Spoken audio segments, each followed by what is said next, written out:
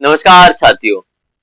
क्या आपने कभी सोचा है कमरे की चार दीवारी से शुरू हुआ कोचिंग का सफर आज 58,000 करोड़ से ज्यादा पे पहुंच जाएगा।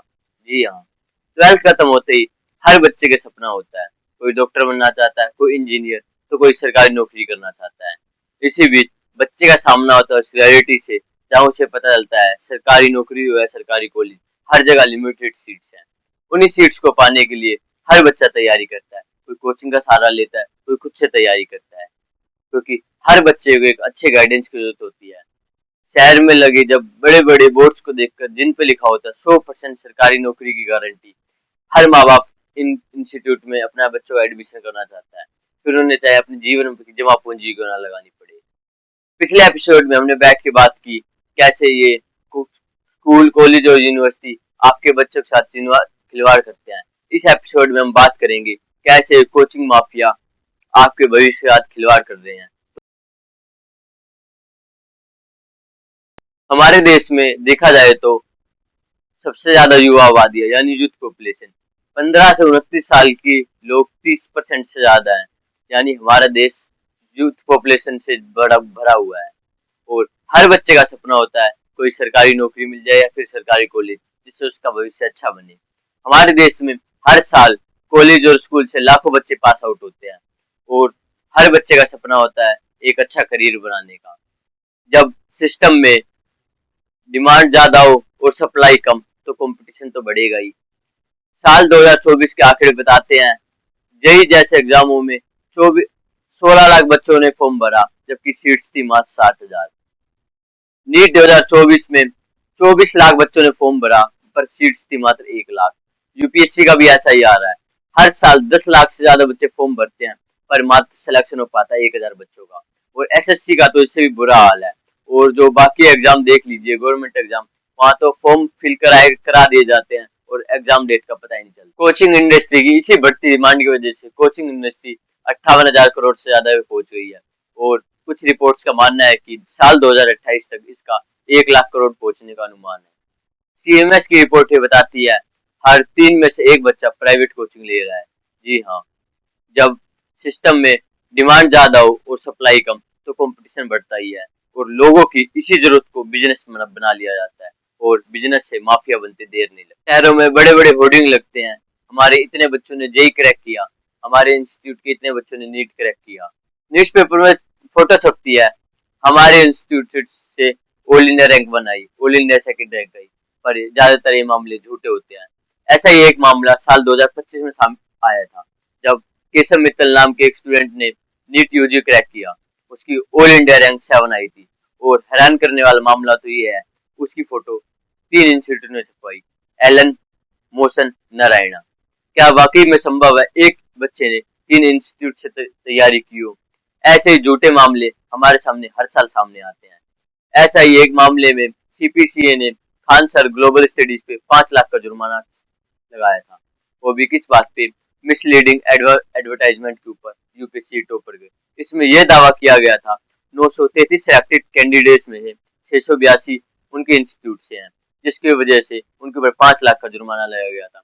ऐसा ही एक मामला पिछले साल सामने आया था, जब दृष्टि आईएएस फेमस कोचिंग सेंटर पे 5 लाख का जुर्माना लगाया। हर साल इन इंस्टीट्यूट पे स्कॉलरशिप टेस्ट कंडक्ट करवाया जाता है।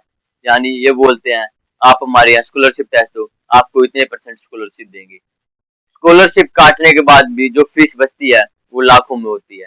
यानी माँ बाप को गुमराह करने का एक नया नतीजा। यानी स्कॉलरशिप टेस्ट भी ले लिया, स्कॉलरशिप भी दे दी, पर जो फीस बची वो भी अभी लाखों में है।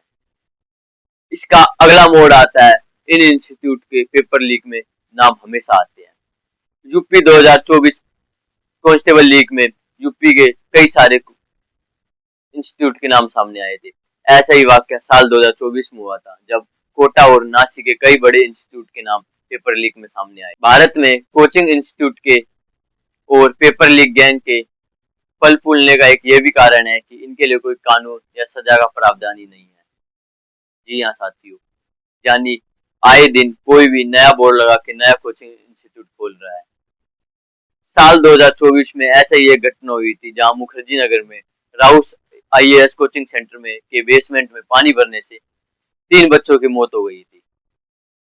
यानी ऐसे ही पता नहीं कितने बेसमेंट में नई नई लाइब्रेरियां और कोचिंग इंस्टीट्यूट चल रहे हैं। इनके ऊपर जुर्माना तो लगाया जाता है पर वो नाम मात्र होता है, जिसे भरकर ये कोचिंग इंस्टीट्यूट निकल लेते हैं, यानी इन दोषियों को कोई सजा ही नहीं हो पाती। भारत में कोचिंग इंडस्ट्री के इतना बड़ा होने का एक कारण यह भी है कि हमारे स्कूल लेवल एजुकेशन का फेल होना। जी हाँ साथियों, शिक्षा मंत्रालय ने खुद माना है कि नीट और जेई जैसे एग्जाम बिना कोचिंग के क्रैक ही नहीं किए जा सकते, यानी हमें स्कूल लेवल पे उतना सक्षम ही नहीं बनाया जाता जिससे हम नीट और जेई जैसे एग्जाम को क्रैक कर। हमारे देश में मानो नीट जेई जैसे एग्जाम क्रैक करना घर की इज्जत से भी जोड़ दिया जाता है। इसके लिए फिर माँ बाप अपने बच्चों का बड़े बड़े इंस्टीट्यूट में एडमिशन करवाते हैं, फिर उन्हें अपनी लाखों रुपए की फीस ही क्यों ना देनी पड़े, और माँ बाप इसे खर्च नहीं बल्कि इन्वेस्टमेंट समझते हैं। जी हाँ, यानी जितनी बड़ी इन्वेस्टमेंट उतना बड़ा रिवॉर्ड। इसलिए आजकल नए नए शहरों में बड़े बड़े कोचिंग इंस्टीट्यूट खुल रहे हैं। कोटा, मुखर्जी नगर और दिल्ली के करोल बाग, ये तो पहले से फेमस है। इन कोचिंग फेमस हब पे देश के अलग अलग कोने से आपको बच्चों को पढ़ने को मिल जाएंगे, जहाँ देश के अलग अलग कोने से बच्चे आते हैं पढ़ाई करने के लिए। ये इंस्टीट्यूट तो कोचिंग अब तो भरे ही पड़े हैं, इसके साथ ही नए नए और कोचिंग हम बन रहे हैं, क्योंकि लोगों ने इसे बिजनेस मॉडल बना लिया है। माँ बाप के दबाव और मानसिक तनाव के कारण छोटी उम्र में बच्चे बड़े कदम उठाने को मजबूर हो जाते हैं। कोटा जैसे फेमस कोचिंग हब पे आए दिन हमें सुसाइड के केस सुनने को मिलते हैं। इन इंस्टीट्यूट पे गाइडलाइन मात्र से काम नहीं चलेगा, इन्हें कानून के बाध्य बनाना होगा और साथ ही सजा का प्रावधान होना चाहिए, जिससे इन कोचिंग इंस्टीट्यूट पे लूट का खेल बंद हो, और साथ ही इन पे कड़ा जुर्माना लगाया जाए, जिससे ये इन्हें नाम मात्र जुर्माने से। भारत में कोचिंग सिस्टम को सुधारने के लिए सबसे पहले स्कूल लेवल सिस्टम को सुधार मजबूत करना होगा, जिससे बच्चों को कोचिंग की जरूरत ही ना पड़े। ये बात सही है, हर बच्चा एक जैसा नहीं होता, किसी न हर बच्चे को कोचिंग के एक और अच्छे गाइडेंस की जरूरत पड़ती है। इसलिए सरकार को एक कानून बनाना पड़ेगा, जिससे इनको नए नए कोचिंग इंस्टीट्यूट की भर्ती फीस पर लगाम लगे और कोई माँ बाप कर्ज तले ना दबे, और कोई बच्चा मानसिक दबाव के कारण कोई गलत कदम ना उठाए।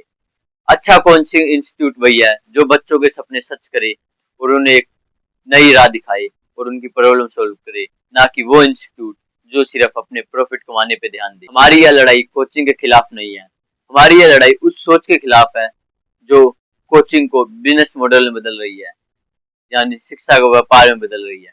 आज की वीडियो में इतना ही, आपसे जल्दी मुलाकात होगी और एक ऐसे ही वीडियो के साथ। ये वीडियो पसंद आए तो लाइक करें, चैनल को सब्सक्राइब करें और ज्यादा से ज्यादा लोगों को शेयर करें। धन्यवाद।